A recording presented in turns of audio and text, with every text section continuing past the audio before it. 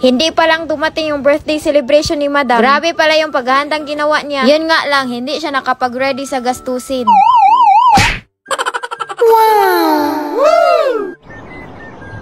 Sinimulan nga ni Madam sa paglista kung ano yung dapat bibilhin. Kailangan talagang may kodigo, lalo pat makalimutin yan.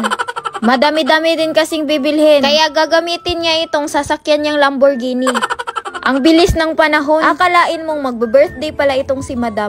Noon, ang problema ni Madam ang sasakyan. Ngayon, ang sasakyan ang namoblema kay Madam. Sinama pala ni Madam yung mga angkan niya. Hindi mag-iisa si Madam sa giyera na ito. Hindi na kami maguguluhan kung ano yung unang bibilhin. Siyempre, may kodigo kami. Kapag susulong ka sa giyera, dapat lagi kang handa. Mabisang teknik to para wala kang makalimutan sa mga bibilhin. Kaya tignan nyo itong si Madam. Lagi niyang chine-check yung nasa kodigo niya. Napakabobo mo na talaga, Madam, kapag may makalimutan ka pa. Kung naguluhan kayo kung ano-ano yung mga pinamili ni Madam, mas naguluhan na ako.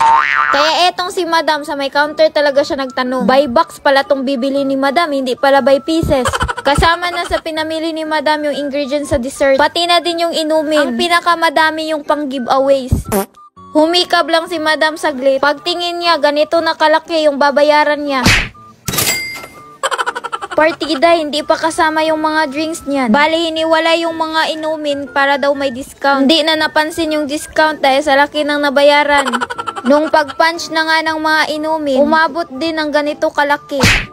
Buong barangay ba yung paiinumin mo niyan, Madam? Iba pala talaga itong mag-grocery si Madam. Karton-karton ng atake. Parang pinakyaw ng tinda sa baliser. Dahil sa dami nga ng binili ni Madam, may nagtanong pa nga kung magtayo ba ako ng tindahan. Hay nako. Ewan ko na lang kung mapasok ba lahat sa sasakyan to. Sa totoo lang, ngayon lang ako nakapamili ng ganito kadami. Ngayon pa lang, sakit-sakit na ng dibdib ko. Nagkas siya at muntik pang di kinaya. Kaya? Kaya? Lahat ng pinamili, nagkasya sa isang sasakyan. Yun nga lang, wala nang space para sa amin. Kaya eto, nag-motorcab na lang kami. Akala nyo, dun lang natatapos ang lahat? Akala ko din. Kailangan namin mamili ng mga Ricardos. Hanggat hindi pa nabili kung ano yung nakasulat sa kodigo, hindi pa kami makakauwi.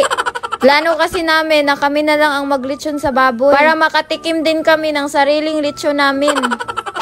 Muntik pa namin makalimutan yung itlog. Kahit may kodigo na nga, nagkamali-mali pa din. Naabutan na nga kami ng gabi no sa pamimili. Ang aga naming umalis kanina, gabi na kami nakauwi. Pagkadating nga sa mansyon, para ng bodega. Dahil sa karton-karton na pinamili ni Madam. Ready na din itong 3 baboy na ililitsyon. Sinimula na ding buksan yung laman ng mga karton.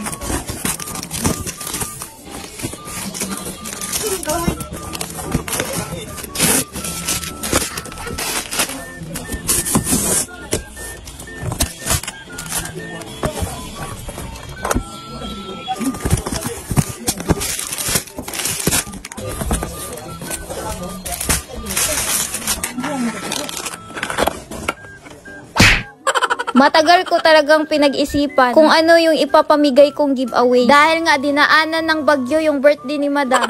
Naisip ni Madam na gawing pang-ayuda yung giveaways. Sinimula na kagad naming balutin to. At eto na nga yung kinalabasan. May salmon, may quick chow, may biscuit, may gatas pa.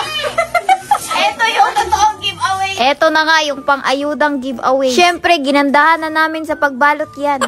Tulong-tulong na nga kami dito ba kasi maabutan pa to sa araw ng birthday ni Madam. Napagod na nga kami sa pamimili. Mas mapagod pala kami sa ginawa namin ito. Buti na lang talaga pagkadating sa mansyon, inumpisahan na kagad namin. Sa dami ng pinamili ni Madam, syempre madami ding giveaways na babalutin. Hindi to madali ha kasi mano-mano talaga tong ginawa namin. Dahil nagkalat na sa sala etong mga giveaways na binalot, pinasok na namin sa kwarto ni Papa. Woo! Akala ko makapag-rest na ako. Akala ko lang pala yun.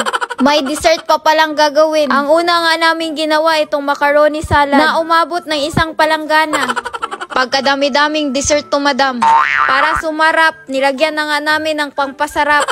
Kailangan talagang ma-perfect namin to. Kung hindi, 1 palangganang macaroni salad ang masasayang. Alas 12 na nga ng hating gabi. Umabot na nga sa birthday ni Madam. Pero eto pa kami, di pa natatapos yung dessert. Hindi na nga namin alam kung tama ba tong ginagawa namin. Yung iba kasi dyan, nakapikit na dahil inaantok na.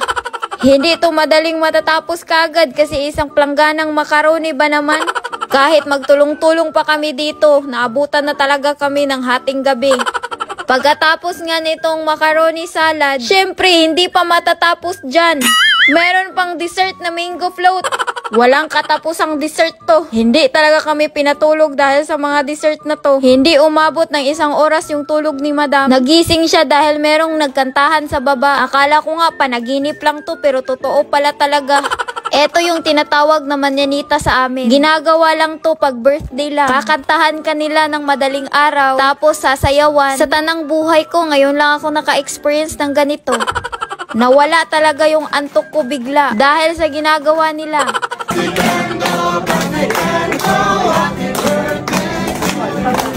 Dahil nga sa ginawang paghahanda ni Madam, parang last birthday niya to.